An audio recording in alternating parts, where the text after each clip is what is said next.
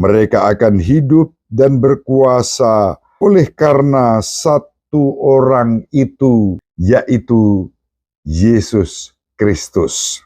Ada kontras antara ketidaktaatan manusia pertama dan ketaatan Yesus Kristus.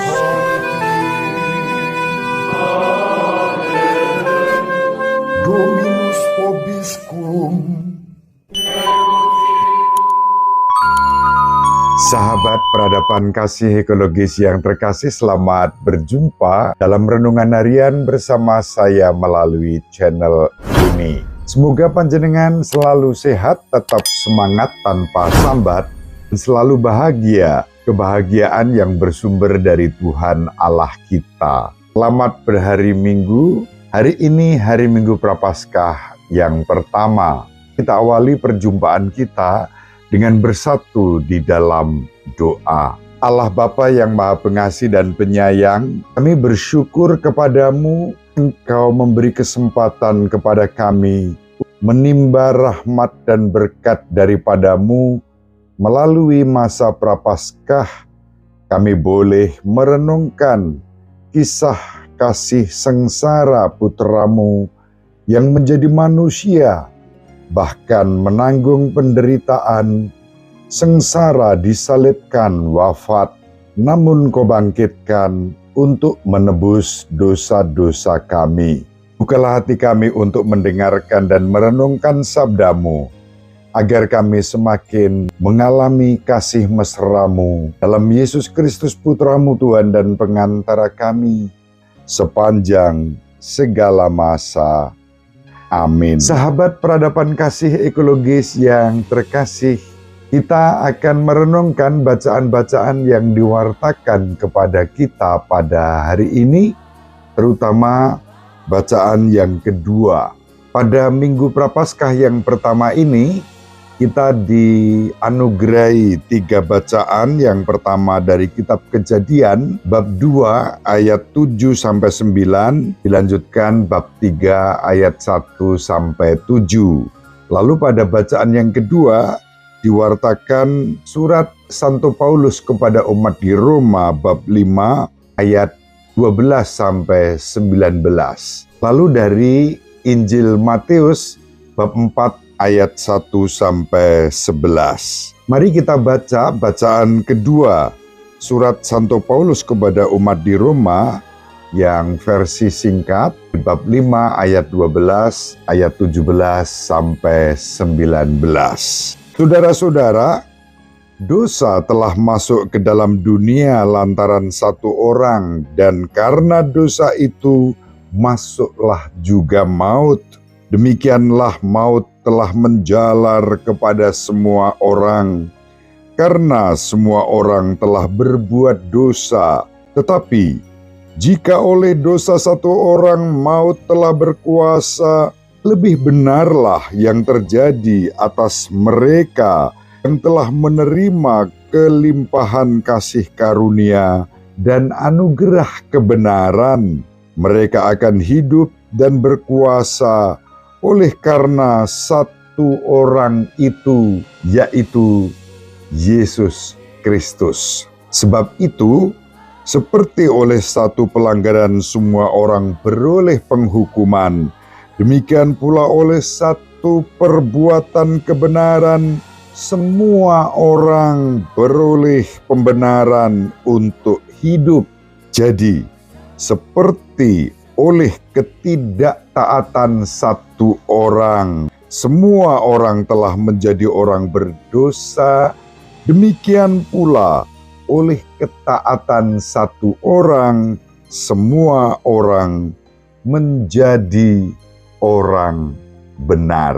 Demikianlah sabda Tuhan. Syukur kepada Allah. Sahabat peradaban kasih ekologis yang terkasih, surat Santo Paulus kepada umat di Roma yang kita baca merangkum sejarah penciptaan sebagaimana digambarkan dalam bacaan yang pertama dari kitab Kejadian.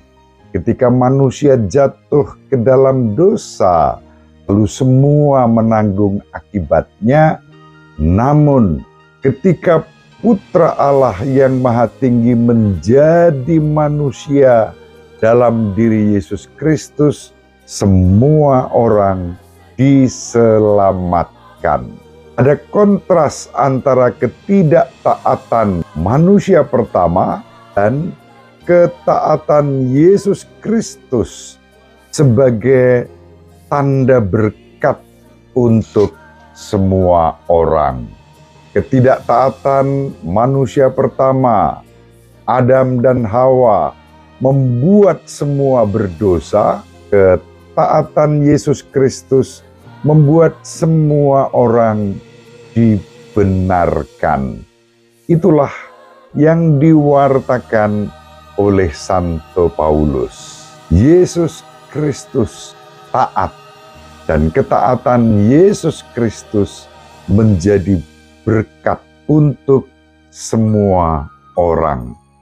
Ketaatan Yesus sudah ditampakkan sebagaimana diwartakan dalam Injil Matius bab 4 ayat 1 sampai 11. Ketaatan Yesus yang dibawa oleh Roh ke padang gurun. Padang gurun menggambarkan keadaan yang penuh dengan berbagai macam tantangan, cobaan, tidak mudah, perjuangan. Yesus taat, dibawa oleh Roh ke padang gurun dan menjalani puasa 40 hari 40 malam untuk menghayati ketaatannya hanya kepada Allah Bapa. Yesus Kristus tidak tunduk pada godaan iblis. Tidak seperti manusia pertama yang tidak taat karena godaan iblis. Yesus mengalahkan setiap godaan yang ditawarkan oleh iblis. Injil menggambarkan 3 godaan. Godaan pertama tentang kesejahteraan duniawi, dikalahkan oleh sabda Yesus yang menegaskan manusia bukan hanya makan roti saja, tetapi juga dikuatkan, dikenyangkan oleh firman Tuhan. Godaan yang kedua tentang jati diri sebagai anak Allah. Yesus menyatakan, jangan mencobai Tuhan Allahmu. Kalau kita meragukan jati diri kita sebagai putri-putra Bapa dan menyalahgunakan jati diri itu, di sana kita jatuh dalam godaan mencobai Tuhan Allah. Godaan ketiga adalah menggantikan Allah dengan menyembah segala sesuatu kemuliaan dan kekuasaan dunia, tetapi dalam ketundukan kepada iblis. Yesus menegaskan bahwa kita hanya menyembah Allah saja. Allah yang telah menciptakan kita secitra dengannya, Allah yang telah menganugerahkan Kristus bagi kita. Sahabat peradaban kasih ekologis yang terkasih, disinilah kita dipanggil untuk mengalahkan kekuatan-kekuatan iblis. Bukan hanya jin kafir, tetapi iblis dikalahkan oleh Yesus, dan kita bila mengandalkan Kristus, maka kita pun akan menjadi bagian dari yang diselamatkan oleh penebusan Kristus bagi semua orang. Syukur kepada Allah. Mari kita saling mendoakan agar kita diberi rahmat untuk setia mengandalkan firman Tuhan, mensyukuri jati diri kita sebagai putri-putra Bapa, dan mempersembahkan hidup kita menyembah Tuhan Allah kita dalam Yesus Kristus yang telah mengalahkan iblis. Kalau kita setia melakukannya, Tuhan akan mencurahkan segala rahmat dan berkat dalam hidup kita. Ibu Maria selalu mendoakan kita, Bapak Yosef merestui kita dengan keheningannya. Semoga panjenengan semua sahabat peradaban kasih ekologis yang terkasih bersama seluruh anggota keluarga dimanapun berada, dibimbing, dilindungi, dan diberkati oleh Allah yang Maha Kuasa, Bapa dan Putera dan Roh Kudus. Amin. Terima kasih, salam sehat, tetap semangat tanpa sambat, selalu bahagia kebahagiaan yang bersumber dari Tuhan Allah kita. Salve, salam sejahtera, berkah dalam episode berikutnya. Terima kasih atas kebersamaan kita. Salam peradaban kasih ekologis. berkah dalam